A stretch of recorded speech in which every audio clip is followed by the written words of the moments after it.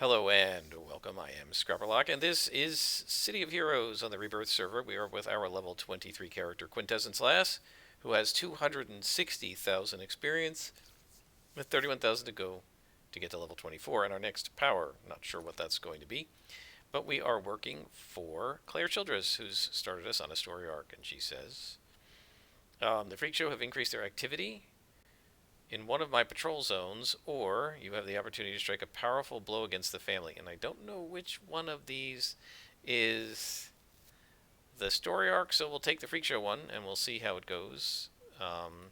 We don't have any clues, but our last mission was against Freak Show, so we'll go ahead and take the Freak Show one. And this is going to patrol us around Talos Island to sort of see the zone.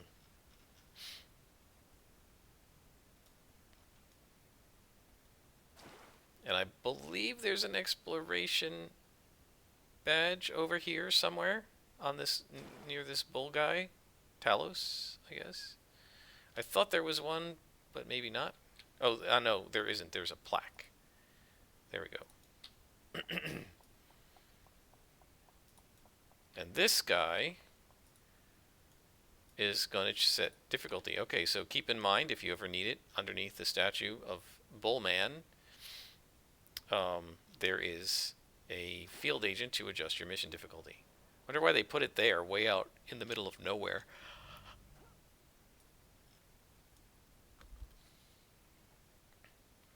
Alright, so with these patrols, what they have you do is click on these little kind of call boxes, and I'm not sure if they have programmed an ambush, but with something like super jump or super speed, they're not going to catch you unless they like spawn right at the call box.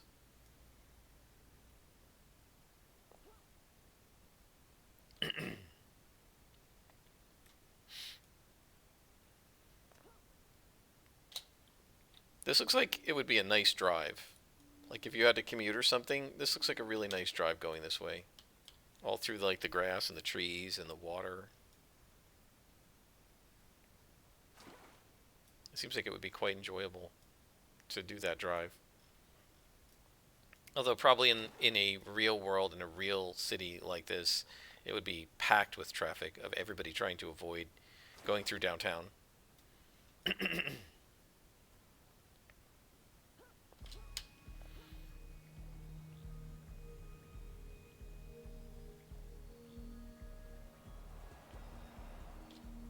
Then probably one of the problems with Talos Island, if you actually lived here, would be that because it's a small island, getting on and off of it would be a nightmare. Like trying to get on and off Staten Island or someplace like that. And I love hopping across rooftops. That is super fun.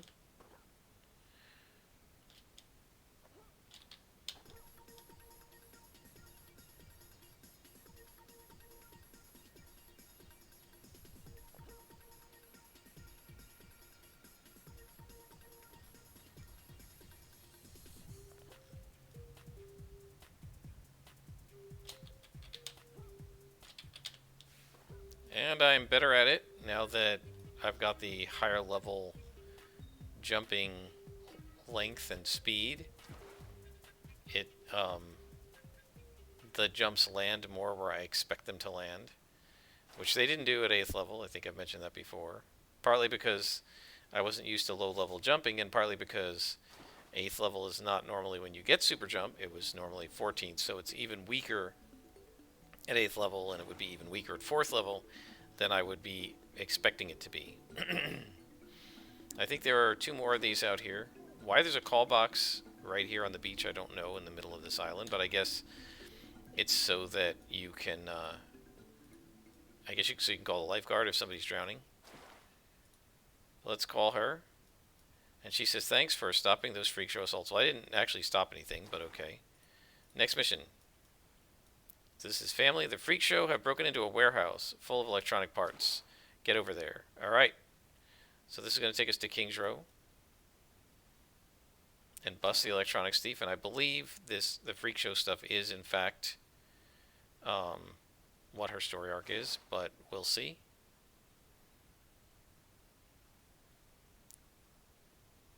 I do like the beach here. It would be super fun if there weren't a bunch of villains on the beach. But it would be hard to come down there and swim and then get attacked by, like, Sue or Freak Show or something.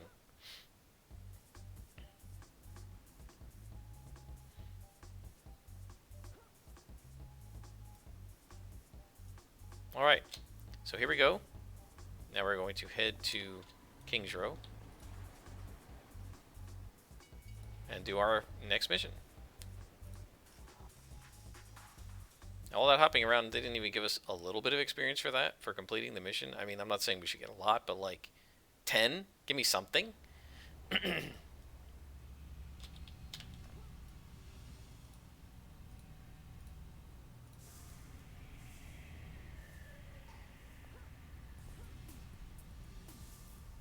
remember the first time I got Super Jump, and I started out, after I got it, I think I was in Skyway City, and I just started jumping all over the roofs in Skyway City, and it's super fun to do there because of all the vertical relief.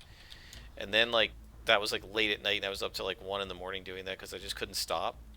And then the next day when I started playing, I came back into King's Row for something, do a mission or whatever, and I was just amazed at how small King's Row was as a zone. I thought it was so much bigger just running around. But when you super jump, it changes your perception of how big the zone is.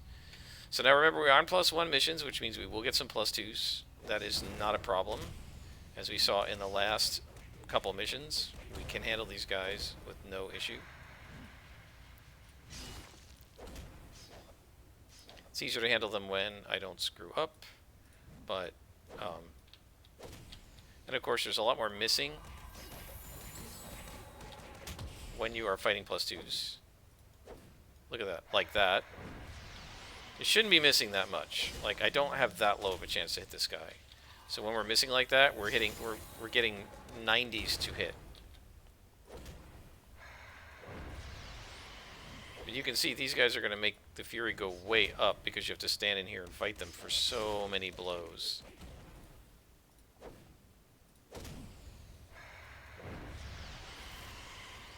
And you have to fight them both twice. So you get done with one spawn and your Fury is like 70. I'm missing way more than I should be. Look at that, again. Again. What are my 2 hit rolls here? See, I rolled a 99. Yeah. Again. 96.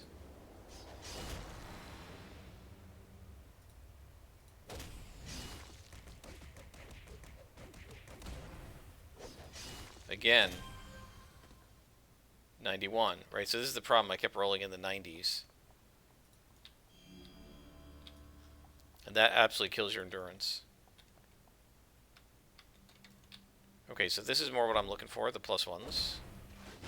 +2s are fine, but it's a little lengthy to fight them. +1s go down a lot faster.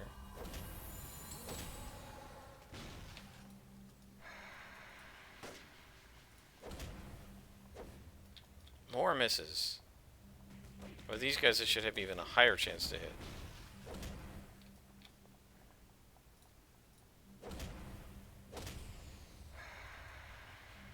Again. 95, you see? That's an automatic miss. You roll 95 or above, you cannot hit, no matter what your chance to hit is.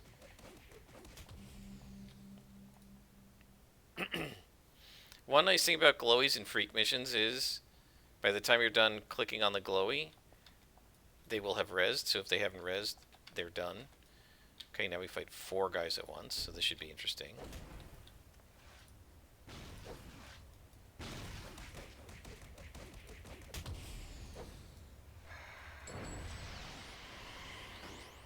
Let's get some endurance. Beautiful. We definitely need to get that on a recharge. But there are only so many slots, and we have a lot of things that we need to recharge. And also add damage to, and so forth.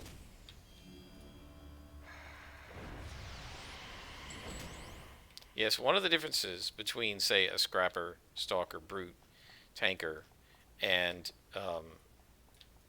something like a mastermind, and I certainly experienced this with Nightmare Lass, is Nightmare Lass had plenty of slots to go around because I wasn't slotting all of her powers to 6. But with something like a brute, you want all your attacks 6 slotted, and you want most of your defenses 3 and 4 slotted, and so you need to put a lot of slots into all of your powers. There are almost no powers that you can leave bare other than Taunt.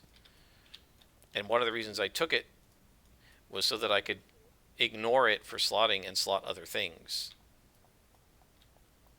And there's a glowy.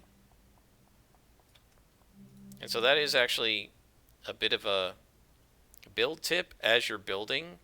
Try to occasionally take in your build powers that don't need slotting, right? Because then you can double up your slotting on another power, right? In other words, let's say we took Shadow Maul, then we took Taunt, and then so we could do Shadow Maul's 2-slotted Taunt, 2-slot Shadow Maul again, and we've added more slots to Shadow Maul, and we're not leaving Taunt weak because Taunt doesn't need slots. Especially for this character who's not on a team and doesn't really need to be taunting. I thought I waited for this guy to res. I guess I didn't.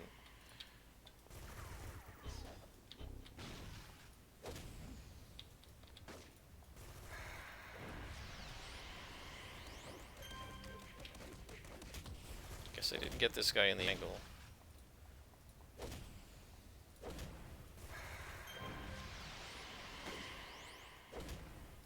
There's a guy in there too. There's a lot of these guys. We're doing pretty well though.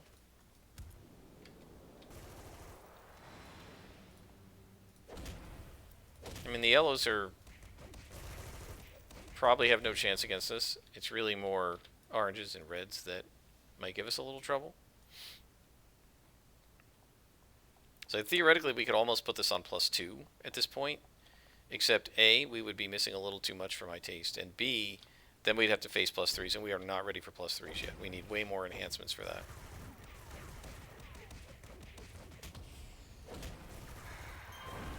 So +2 missions into +3s are something we're going to wait for until we have a lot more slots.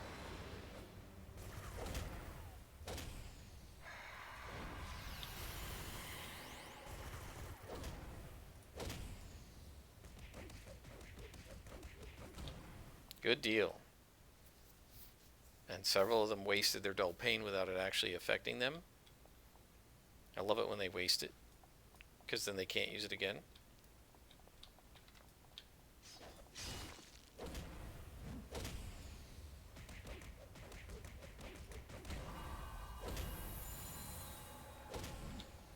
Okay. And now we get some +2s.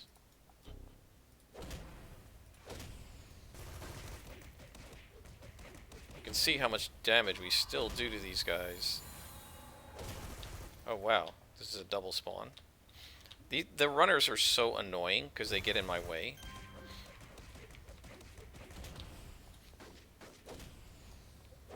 At least it's not as bad as with the Mastermind where they would get in the way of my minions. And you can't attack them, which as an evil Mastermind I might want to do. Right, my hero wouldn't, but an evil Mastermind might. See if we can get them both. That's it.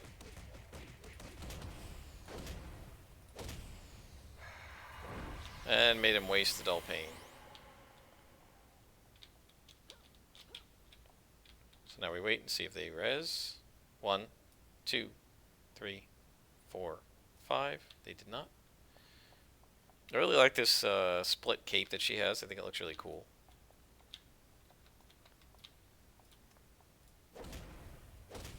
I think, yes, other than Liberty Lass, this is really the only character I have with a cape, which is funny because I love capes. But I just didn't think it worked for Tiger Strike, and it didn't work for Nightmare Lass, so I just didn't give it to them.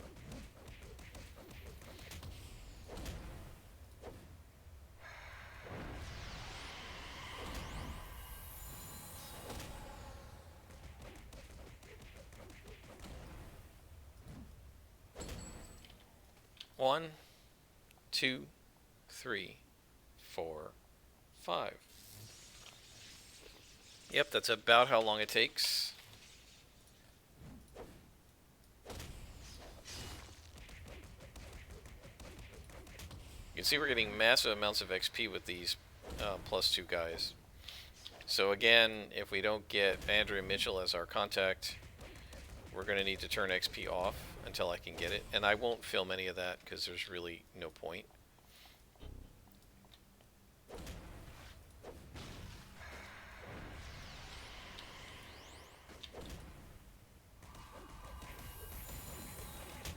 Even with the dull pain, he still went out. He still got knocked out. Ugh, I hate missing him when they dull pain. It's just one more blow you have to do. That's awesome.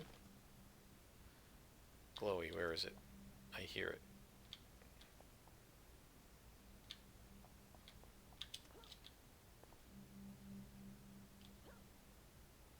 Up above.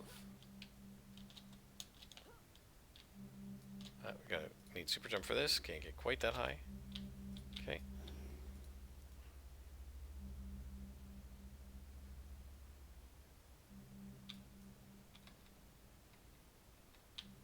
Plus the electronics chief, so he's going to be a boss, I would think.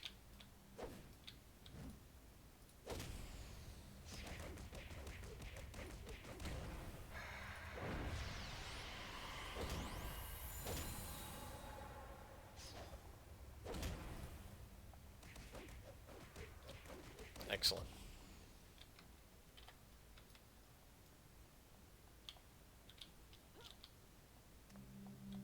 Another glowy in here. That's the other one I was hearing. By the way, speaking of rewards and prestige, we got 53,000 that we've earned so far. We're going to need probably another 50-ish, maybe a little more, to get our first salvage rack. Which way do I want to go here? This way? Don't know. So we'll just pick a random direction and go.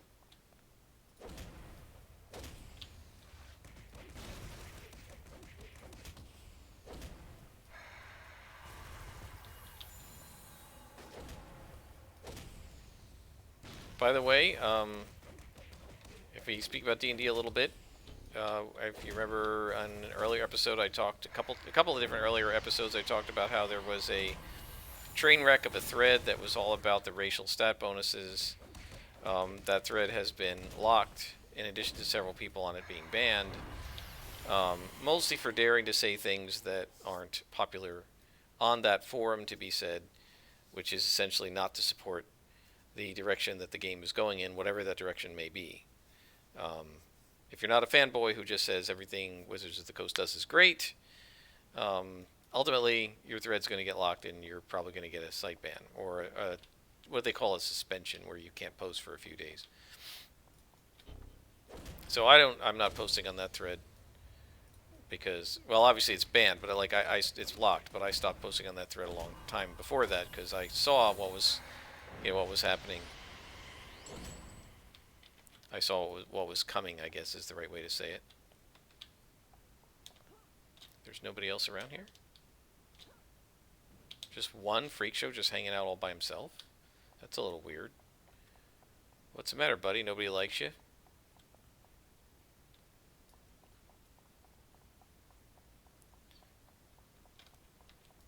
So, of course, somebody else who didn't see that thread, because since it's locked, it got buried, then started another thread about it, and then was told, read this thread, you should probably not have started this thread.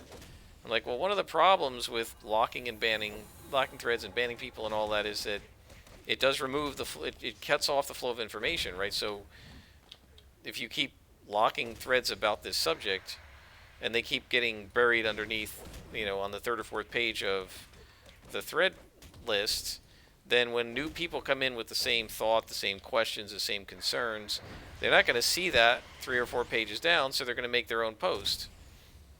And yes, people should do a forum search, but most of the time what you do is you read the titles of the threads in the first couple of pages, and if you don't see anything, you say, well, let me post. Because even if it exists, it might be such an old thread that nobody's going to really want to talk about it in that context again. Or you could get in trouble in some forums, not in D&D Beyond, for necroing a post, raising it from the dead, right? So, so yeah, I've never been a fan of like the thread locking and stuff, although I guess that thread probably should have been locked because there wasn't anything constructive happening on it. But there are consequences to it, and one of them is that people don't see what the old thread was, and they don't know that they're repeating what was already said. You got a badge for what? Oh, for being hit. The tough badge. 100,000 points of damage we've endured. I wonder what level it was when Silver Phoenix got that. Probably higher, because she was, I think, better at dodging, but not as good at resisting damage as this character.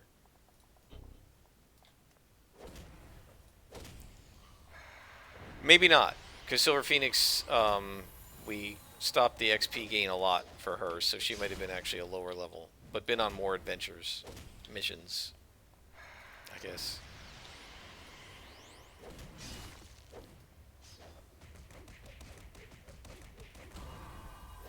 Yeah, so one of the comments actually on, I think, the newer thread is somebody, somebody posted something like, I'm not a big fan of these new changes, but you can just house rule them or homebrew them or whatever. One of the things I don't like is that the website of D&D Beyond always goes with whatever's the most up-to-date, modern, current version of the rules. So if they say change how races work, I think that might back convert all of my characters from my campaign, all of their races, to the new system, and then we're going to have to make a house rule, like a homebrewed race, to bring back the old thing that we already had, which I don't like. But he said you can homebrew things, and that's what I'm going to do. And then he said, I've kind of come to make my peace with the fact that, and this is an old school, D&D player, that I am no longer how do you call it? I am no longer the target audience of D&D. And I thought, well, if I'm no longer their target audience, why am I giving them money? Right? I mean, it's really easy for them to say, if you don't like this, well, you're not in our target audience, that's why you don't like it.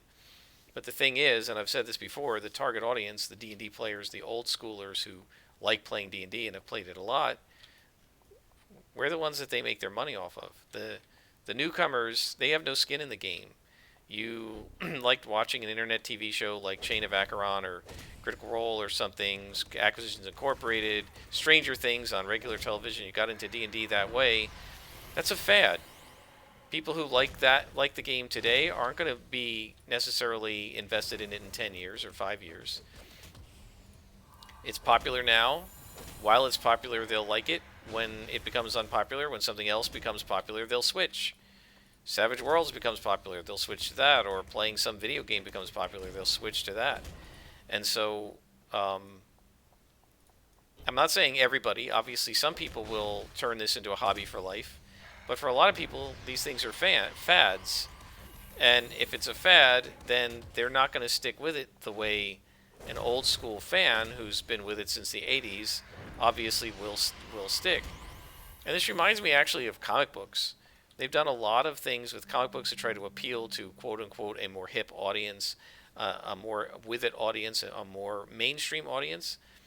And what they've mostly done is just tick off the old school comic book fans by making it, again, getting rid of all the traditional stuff that we used to like about comics to try to appeal to people who never read comics in the first place. And again, those folks don't have any skin in the game. They're reading this title right now because they like this writer, and as soon as he's gone, they're done with that title, and they're going to follow that writer to the next title, so there's no loyalty to the title. And there isn't necessarily any need to be loyal to a brand like Marvel or DC, or to the medium of comic books. And they might hop to the next title, the next company, the next medium, whenever it appears. And so those aren't, How come we didn't? There was no leader. I thought there was a leader in here. No. Well, we're gonna arrest everybody, I guess. So I'm not saying you shouldn't appeal to new folks. Of course you should, but you shouldn't. You shouldn't do things to say, well, we don't care about the original people who liked our game, because those are the people who, if they're still playing it, have been loyal, and you want those folks, because they're the ones who are going to buy the game on launch day. They're going to buy the new book the day it comes out. They're going to put it on pre-order. They're the ones who are going to buy the collector's edition of it when you reprint it with a better cover. They're the ones who are going to buy all the supplements. Like my one friend who doesn't even play with us anymore because his wife's been ill and he's had to take care of the kids while she's recovering and stuff. He has, I can see this because he shared it with me, and you can share with anybody in a campaign on D&D Beyond, which is really cool. He's got all the source books, right? Mystic Odysseys of Theros, which takes place in a Magic the Gathering version of a world, and Guildmaster's Guide to Ravnica or Ravinica or something, same thing. And I think even the Explorer's Guide to Wildmount, which is the Critical Role thing, he doesn't even watch Critical Role. He has every setting, both Eberron books. He has every setting book they have. You can't play in every setting all at once, but they come out and he buys it. So he has every setting book they've got. He's got most of the adventures. He hasn't bought some of the newest ones, I think, because he's just been kind of out of it. But he has almost every adventure. He hasn't run any of these adventures. He hasn't DM'd D&D in like 5 years. I don't know if he's DM'd 5th edition. He might have done Curse of Strahd, perhaps. But, and there actually was another guy in here. And I guess there's no boss. I'm disappointed. I thought there was going to be a boss. Oh, this guy. It's a good thing it's not Defeat All. This guy looks like he... Oh, I thought he spawned inside the crate, but he just spawned in between. So here we have this guy. By the way, he bought the D&D starter set. What does he need the starter set for? He bought the D&D Essentials set. This teaches you how to play D&D. What does he need them for? Because he's a completist. He's got every book, hardcover and electronic. That's somebody who's been playing D for years. You're not going to get that kind of behavior from someone who just learned to play it last year and is only playing it because they watched it on the Acquisitions Incorporated or Stranger Things. Yeah, they'll buy some of the books. Yeah, they'll play it for a while. And then when the next TV show comes on and they want to play something else or do some other hobby, that'll be the end of it, and they won't be playing D&D anymore. Meanwhile, the customers who would have bought everything have been chased out of the hobby because you're not making them happy anymore. So I think you have to be very careful with this to say that the old school players, the old school fans aren't our target audience anymore. Again, Sony did this with Star Wars Galaxies when they did the new game experience. They were trying to target the World of Warcraft audience, and they said, screw the current players of Star Wars Galaxies, we're going to target this new audience. And they never got the new audience, and the old audience walked away. And the game limped along for a couple of years. Well, it limped along for several years. It stayed there, but it was basically a dead game, and it's just sort of in maintenance for a couple of years. They weren't really adding a lot of new content, and they never increased their player base. And their servers, many of them were ghost towns. And they certainly didn't make a lot of money on it because their player base went down to like 50 to 60, 70,000 instead of a couple 100,000. And that's because they lost 100,000 plus players who loved Star Wars Galaxies the old way but didn't like World of Warcraft. And they never got the World of Warcraft players. I think they tried it. They said World of Warcraft's better, and they went back to World of Warcraft. So, so I think you have to be very careful to make sure that you dance with the one who brung you, essentially, is the old school way of saying it. You don't, if you want to get new players into the fold, that's great, but you don't wipe out what you did that the old players liked, or the old players might stop playing. And those are the ones that are your cash cow, not the new guys who are only in it because there's a popular TV show about it this year, right? Because TV shows end. Stranger Things, if it hasn't already, will end. a new TV show come on and people become interested in something else. So yeah, I think what they're doing is ill-advised, but obviously, they don't care what I think. I'm not their target audience. So anyway, she says, with my information and your skill, we will certainly shut the freak show down. Hey, Quintessence Last, I got a message from a friend of mine, Detective Rondell Jackson. Your recent, yeah, I already know Rondell Jackson.